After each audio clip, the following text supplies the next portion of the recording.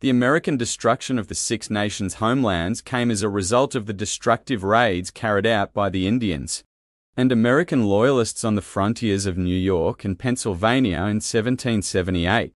The raids crippled the American Continental Army by depriving it of food and manpower, and spread terror by destroying frontier settlements and taking prisoners.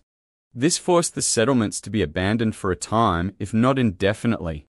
By 1779, New York Governor George Clinton was reporting that the frontier of New York would be pushed back to the Hudson River if these raids were allowed to continue.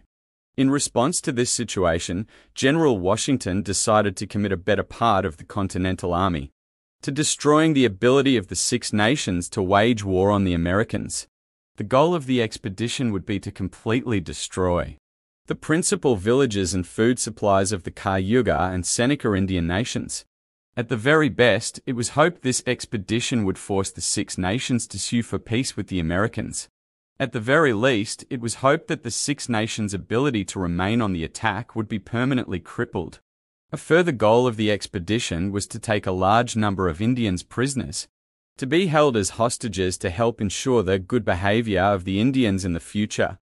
In effect, the Americans would employ the Indians' own tactics against them. Command of the expedition was given to General John Sullivan, with General James Clinton serving as his second in command. The fact that 4 brigades of Continental troops totaling around 4,469 men were earmarked for this expedition underlines just how important the Americans felt this enterprise was. This force of regulars was made up of troops from New York, New Jersey, New Hampshire, and Pennsylvania, and was augmented by smaller groups of riflemen, militia, and Oneida Indians. In addition to this main operation, 2 smaller expeditions would destroy Seneca settlements in western Pennsylvania and Onondaga settlements in central New York. It was decided to invade the Six Nations by moving north up the Susquehanna River from Pennsylvania. The New York Brigade under Clinton was to assemble at Canajoharie on the Mohawk River. Clinton's force would then move southwest through New York, destroying whatever Indian villages were in its path. Upon linking up with Gen. Sullivan at Tioga on the Pennsylvania-New York border, the combined force would move into the heart of Six Nations land. The expedition was supposed to begin in May, but was held up due to a lack of supplies and the need to construct military roads through the wilderness areas. This delay would end up working to the Americans' advantage, as it helped to convince the British that the Americans were not planning any significant actions against the Six Nations. British distrust of their allies worked in the Americans' favor as well. The British refused to believe that the Americans could mass as large a force as the Indians reported was gathering near the borders of Pennsylvania and New York. Even after white scouts confirmed the Indians' reports, the British were still skeptical. American diversionary movements convinced the British that the Americans planned to attack Fort Detroit to attempt another invasion of Canada. The British never conceived that the Americans would attempt an invasion of the Six Nations' homeland. By the time the British realized the Americans' true intent, it was far too late to assist the Indians in any way. By the beginning of August, Sullivan's forces had arrived at Tioga, where they had begun the campaign by destroying the nearby mixed Indian or white settlement of Chaming. The troops arrived on August 22, and on August 26, the American forces began their invasion. To counter this invasion, the British could muster only around 600 British, Loyalists, and Indians. Reinforcements in the form of Sir John Johnson's King's Royal Regiment of New York and additional Indians were eventually sent out, but by the time they left Canada, the American force had come and gone. The commander of the British force, Loyalist Colonel John Butler, advocated a strategy of guerrilla tactics, retreating in the face of the larger American force while sending out small parties to continually harass and alarm the Americans. A small party of Delaware Indians, however, who also had villages nearby, would not agree to this strategy. They wished to stand and fight before the Americans could cause any more damage.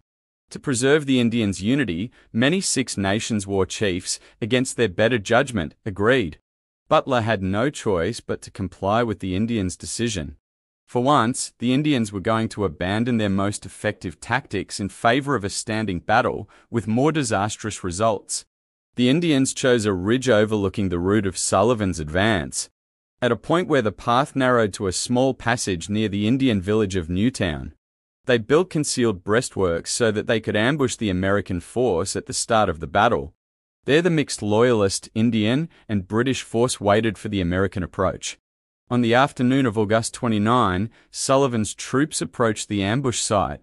Unfortunately for the Indians, the Americans knew a large body of the enemy was nearby, and they were being particularly cautious and vigilant. Their advance parties spotted the hidden breastworks and sent back word to the main force. Sullivan determined to occupy the Indians in front of their breastworks with a mixed force of infantry and artillery, while the New Hampshire and New York troops encircled the ridge. Butler surmised the Americans' plans early on and once again urged the Indians to retreat, but they steadfastly refused to budge.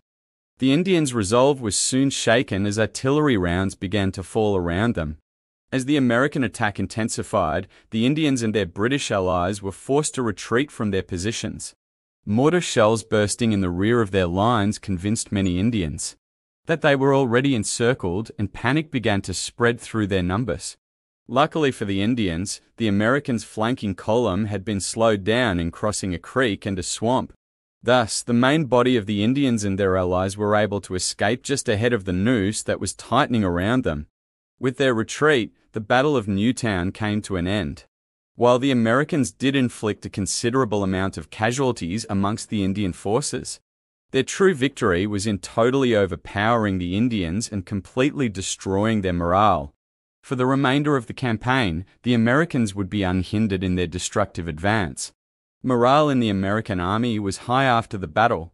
They even agreed to subsist on half rations, supplemented by produce from the villages they encountered for the remainder of the campaign. By September 1, Sullivan's force had reached Seneca Lake and proceeded to destroy all the principal villages in the area. Many of the troops were shocked upon entering these villages. They found not the crude bark huts or longhouses of savages, but instead orderly rows of houses built of hewn timbers and frame houses with windows. Well-cultivated vegetable fields extended out from the villages, along with extensive apple, peach, and cherry orchards. Many of these Indian villages rivaled or surpassed the towns that the soldiers had come from. Butler attempted to rally the Indians to defend Karnataka, one of the chief Seneca towns and base for Butler's loyalist troops. The Indians were still thoroughly intimidated from the encounter at Newtown, however, and thought only of removing their families to safety. By September 9, Sullivan's force had destroyed all the major settlements in the area of Canandaigua Lake. They now halted while Sullivan sent out a scouting party towards Shenandoah, one of the largest Seneca towns, which sat along the Genesee River. This party, 26 men under Lieutenant Thomas Boyd, would become the only battle casualties that the Americans suffered. Butler had finally convinced the Indians to attempt one last stand against the invasion of their homeland. A force of 400 Indians and white troops lay in ambush for the Americans as they constructed a bridge across a swampy area.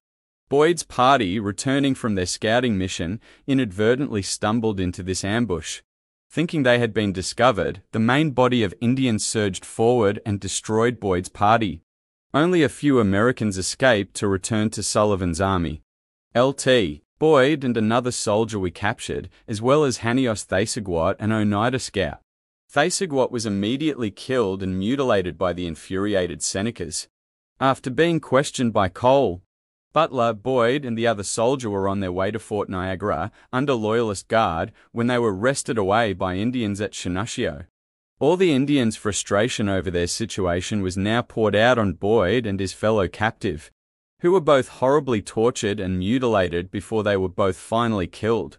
With the failure of the ambush in the swamp, the Indians made no further attempts to halt the American advance and continue their westward retreat.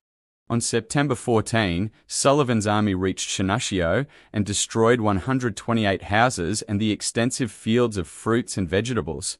Under the mistaken impression that there were no other significant Seneca towns west of the Genesee River, The American force now turned around and began their homeward march, destroying any villages they had missed during their advance. By September 21, there were 5,036 Indians at Fort Niagara, expecting assistance from the British.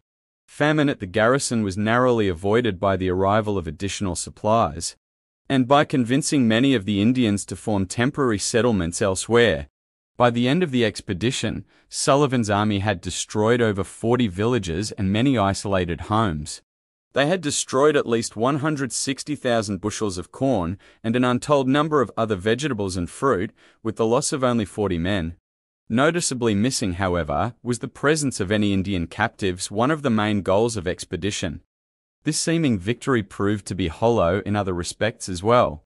A large number of Indians that may have kept a neutral stance in the war were now by necessity, and a thirst for revenge pushed to the side of the British. While the Indian raids were temporarily blunted, the Indians would return in 1780, and thereafter to launch even larger and more destructive raids against American settlements.